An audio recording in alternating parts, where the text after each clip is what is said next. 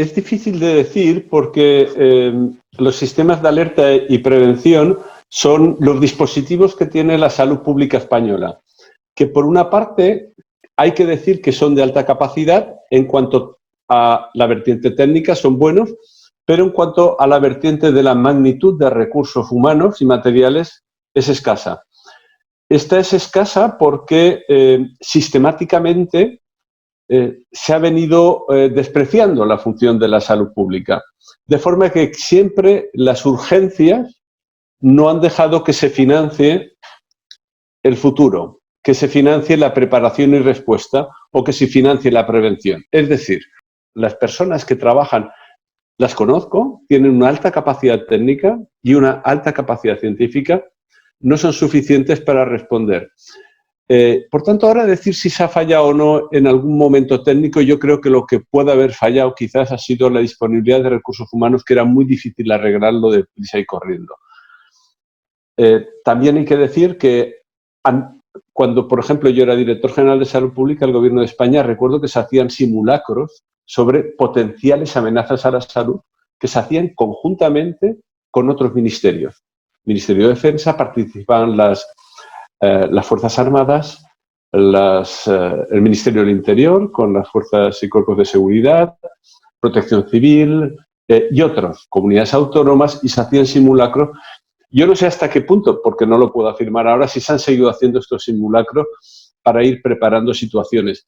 Pero lo cierto es que desde el 2011, por ejemplo, hay una Ley General de Salud Pública que se viene incumpliendo sistemáticamente en algo que en España es demasiado frecuente. Y es que los gobiernos incumplan las leyes de las que estamos dotados y no desarrollen estas leyes, no publiquen sus reglamentos, haciendo que sean prácticamente un papel mojado. Y eso es preocupante.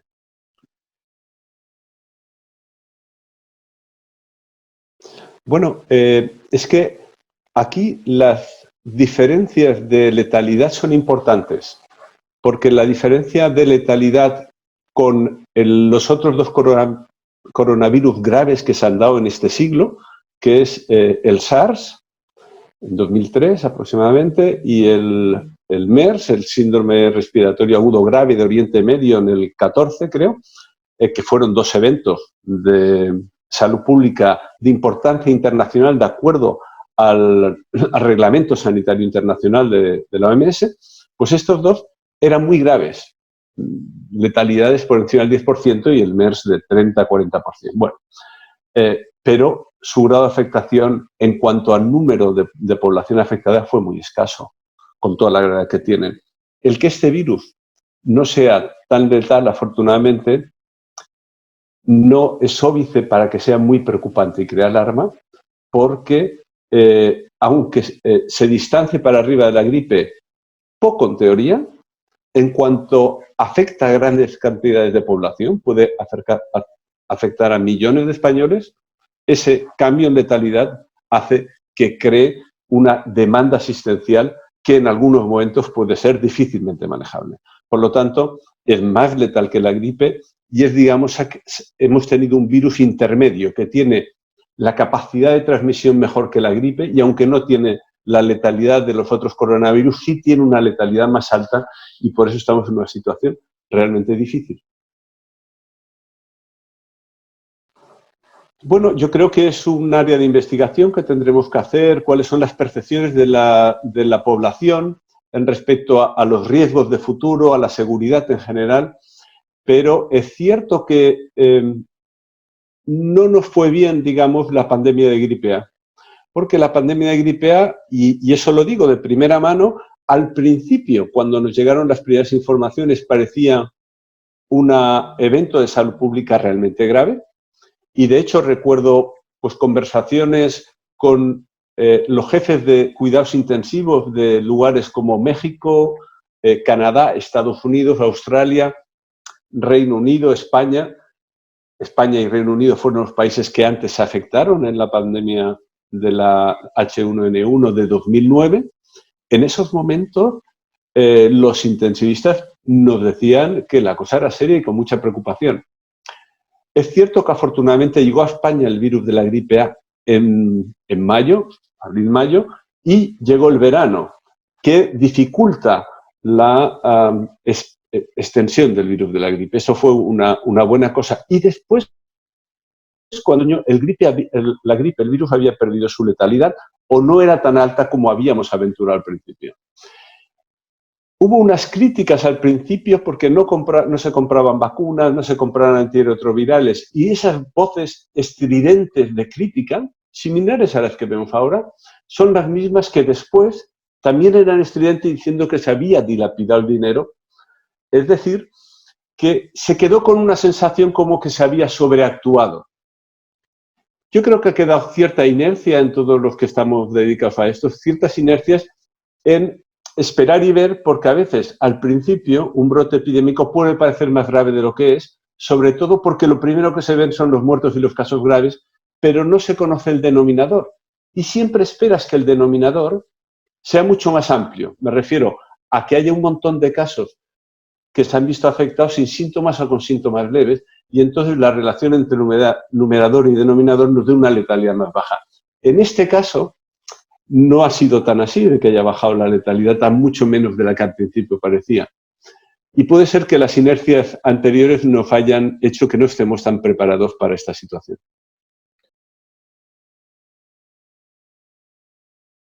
No, no tiene unas políticas adecuadas. Tiene unas políticas adecuadas desde el punto de vista teórico. Y de hecho hay una ley de salud pública, como hemos dicho antes, una ley de salud pública que por otro lado fue, digamos, utilizando un término que no me gusta, pero que se ha utilizado, cepillada, digamos, ¿no? Es decir, se le quitaron pues, muchas de las garantías de cumplimiento, por ejemplo, y la calidad normativa, digamos que es baja, a pesar de que yo soy principalmente responsable de llevar esa ley adelante, digamos que no tenía calidad normativa en el sentido que no tenía garantías de cumplimiento, que creo que le pasa a demasiadas leyes en España, porque al mismo tiempo otra ley sanitaria como la ley de nutrición tampoco se cumple, ¿no?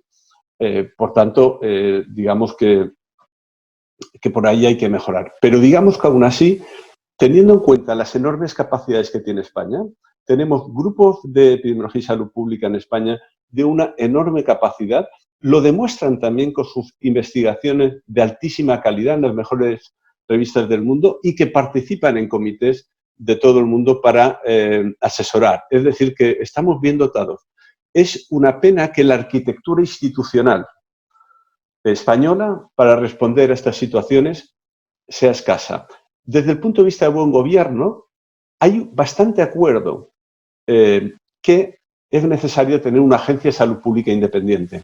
Que no hace falta que sea una cosa que esté construida con mucha gente dentro, porque España puede funcionar en red muy bien, dada su estructura territorial, y se puede coger lo mejor de cada territorio para ponerlo al servicio de todos. Esto bien articulado, tendríamos una agencia independiente de salud que sería una voz autorizada, impidiendo esa cacofonía científica que ahora hay, una voz autorizada para asesorar tanto al gobierno como a la población y a los distintos actores.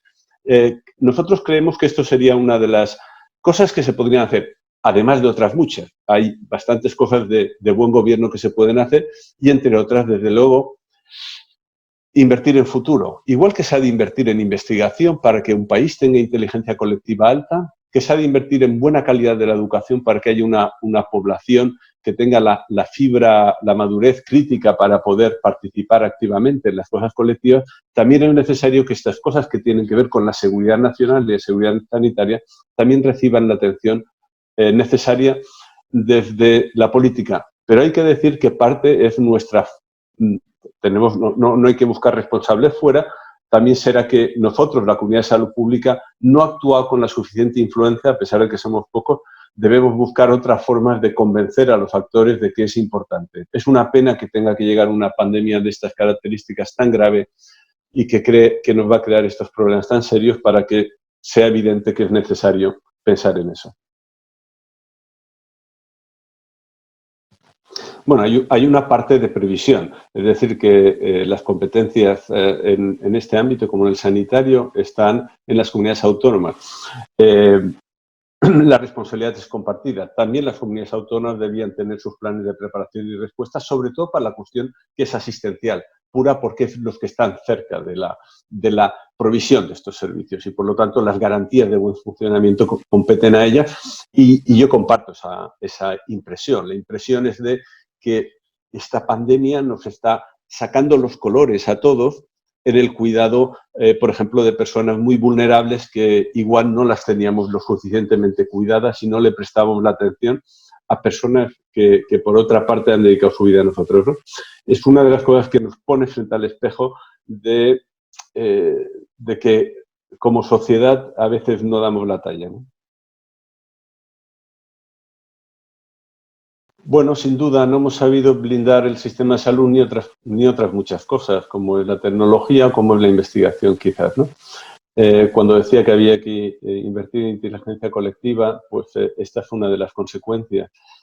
Unos buenos planes de preparación y respuesta en la parte logística podía haberse dado cuenta de que para asegurar suministros era necesario tener una industria nacional que respondiera en un momento dado o unos compromisos con algunos suministradores que pudieran responder.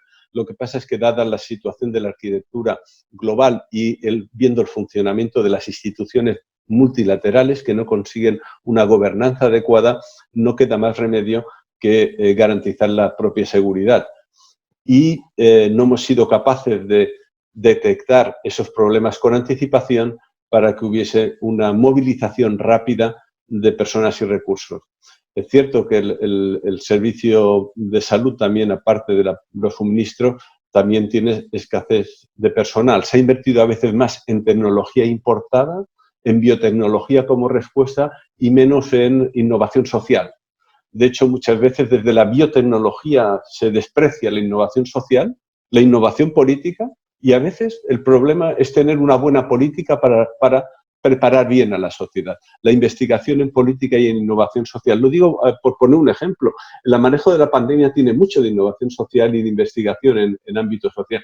Y ahí, en cuanto uno empieza a pedir financiación en estas áreas, ve que comparado con el ámbito biotecnológico tiene dificultades. Seguramente hay que replantearse qué ciencia debemos hacer para dar respuesta a los problemas que tenemos como sociedad.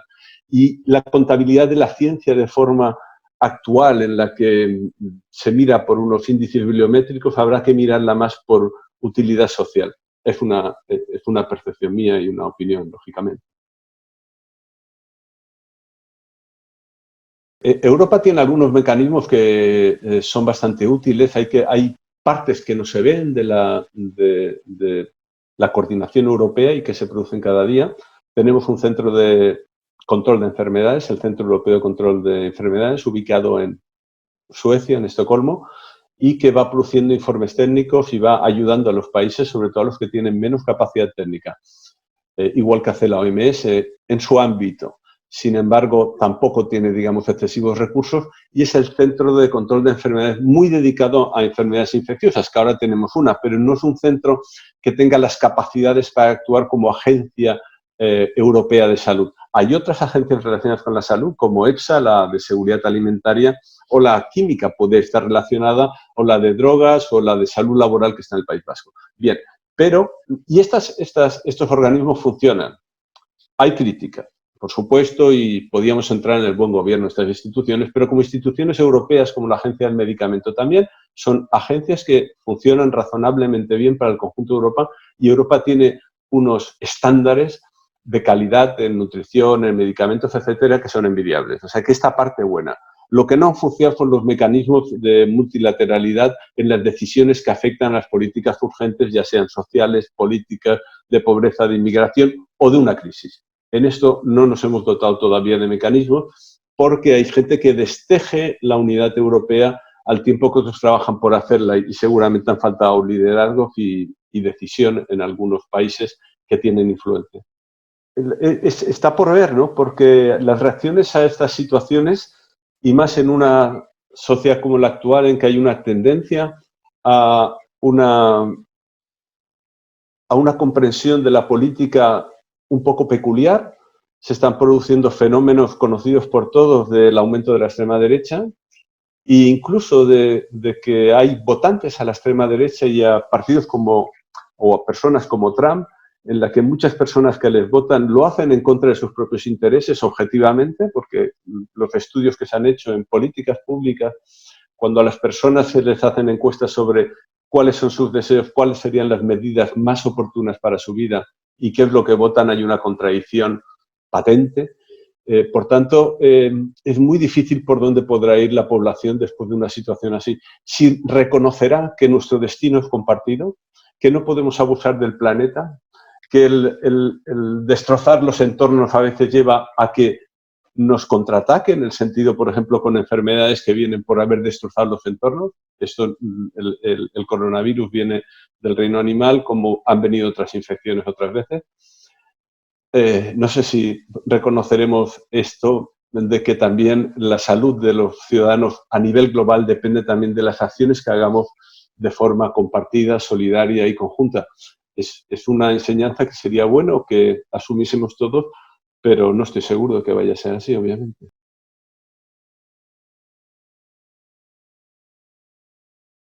No, no la tiene, y es una cosa que, como he dicho antes, estaba en la Ley General de Salud Pública, estaba en los primeros borradores y en el anteproyecto que se aprobó por el Consejo Interterritorial del Sistema Nacional de Salud. Estaba esa agencia establecida ahí, pero a Economía no le pareció bien, o a otras personas. Se quedó en un centro estatal de salud pública que no se ha desarrollado, en incumplimiento flagrante de la Ley General de Salud Pública 2011. Y la comunidad de salud pública y la comunidad de salud en general hace años que venimos defendiendo, y es un clamor en nuestro ámbito, la necesidad de que haya una agencia de salud que es una voz autorizada en todos los aspectos que tengan que ver con la salud. Y algunos autores muy reconocidos, como Beatriz González López de Valcárcel o Vicente Ortún, incluso iban un paso más allá y decían una agencia de bienestar y salud para reunir toda la información que tiene que ver. Sin entrar en qué es lo que es más necesario, no cabe duda que tener una agencia independiente. Cuando digo independiente, no es que ella diga las decisiones que se han de tomar, no. La agencia lo que da son los hechos, da la voz autorizada sobre cuáles son los hechos sobre los que los decisores políticos que tienen que tomar las decisiones, obviamente, pero sí que sea una voz reconocida por la población como fuente fiable. Eso sí que es necesario tenerlo. Y de momento no hemos conseguido tenerla. Hay algunos centros, institutos que son fiables en España y que son voz autorizada, pero la ciudadanía no tiene a dónde acudir. No tiene un centro de control de enfermedades como Estados Unidos, que está en castellano, en inglés, y que acude allí y pone información para las personas, ¿no? Eso no lo tenemos y no está reconocido como tal. El futuro del CDC también es difícil porque Trump, por ejemplo, le ha reducido el presupuesto muchísimo, no hace mucho. Y ahora se enfrentan a la epidemia con un centro de control de enfermedades con mucho menos recursos. Sí, efectivamente es muy difícil. Yo no me atrevo a decir nada. Hemos fallado mucho, yo creo prácticamente todo el mundo, al ir haciendo previsiones. No esperábamos una situación así. Y algunos que ahora dicen que la esperaban y lo dijeron, se puede reconocer que en momentos atrás tampoco reconocían la situación. Siempre a posteriori es fácil valorar las cosas. Es muy difícil saberlo porque tenemos todavía muchas áreas desconocidas. La principal es saber, para mí una de las cuestiones principales ahora sería conocer la extensión de la epidemia, es decir, cuántas personas en España, por ejemplo, se han afectado y no se han dado cuenta, o cuántas han tenido síntomas tan leves que lo han identificado con un catarro vulgar y, sin embargo, han pasado el COVID-19. No sabemos la extensión del SARS-CoV-2, que así se llama el virus, no sabemos hasta dónde ha llegado. Entonces, las pruebas que van saliendo ahora, que va a haber pruebas que puedan servir para identificar personas que han desarrollado anticuerpos frente al virus y que se pueda detectar que han pasado la enfermedad, es interesante. Esta es uno de los grandes desconocimientos que tenemos. ¿Hasta dónde ha llegado? ¿Cuántas personas se han infectado? Y otra cosa que es muy difícil saber ahora y que nos va a decir qué va a pasar con el futuro es si estos anticuerpos que se han generado frente al SARS-CoV-2 duran suficiente en el tiempo. Problema, que los coronavirus que conocemos hasta ahora, que son los del catarro común, no dejan una inmunidad demasiado extensa. Durante meses, pero después se puede desvanecer. Y no sabemos si esta inmunidad después protegerá frente a la inmunidad de este coronavirus actual, protegerá en el futuro. Esto es muy importante, porque claro, si ahora un país consigue frenar la entrada del coronavirus y lo circunscribe a una área muy pequeña, ¿qué va a hacer en el futuro? ¿No va a abrir sus fronteras? Porque el virus seguirá circulando. Y si las abre, ¿qué pasará? ¿Se volverán a tener un problema? Es muy difícil saber. A nosotros lo que nos gustaría, el mejor escenario posible, es que, primero, con la llegada del calor se redujese la transmisión. Hay algún indicio, pero ninguna seguridad. Otra cosa que nos gustaría es que a medida que se vaya extendiendo el virus pierda algo de letalidad en sus mutaciones. También nos gustaría, y no hay ningún indicio todavía ni seguridades al respecto. Y también nos gustaría que dejase una inmunidad cuasi permanente. Y tampoco lo sabemos. Con estos desconocimientos, hacer predicciones es muy difícil y también es muy difícil juzgar lo que ha pasado y las decisiones que han tomado algunos países. Porque si un país ha conseguido circunscribir la epidemia como China, no sabemos si después cuando vuelva a entrar el virus en algunas zonas de China va a volver a haber brotes extraordinarios. No lo podemos ahora adelantar. Y claro, dependiendo de lo que pase, valorará uno cuáles son las mejores medidas. Si lo que ha hecho el gobierno de Holanda diciendo protegiendo a los ancianos y a los mayores, a los de riesgo, pero dejar que las personas tengan una cierta actividad para así ir pasando la epidemia y consiguiendo que estén inmunes y así no circule tanto el virus, o es bueno lo que ha hecho Corea, no lo sabemos todavía.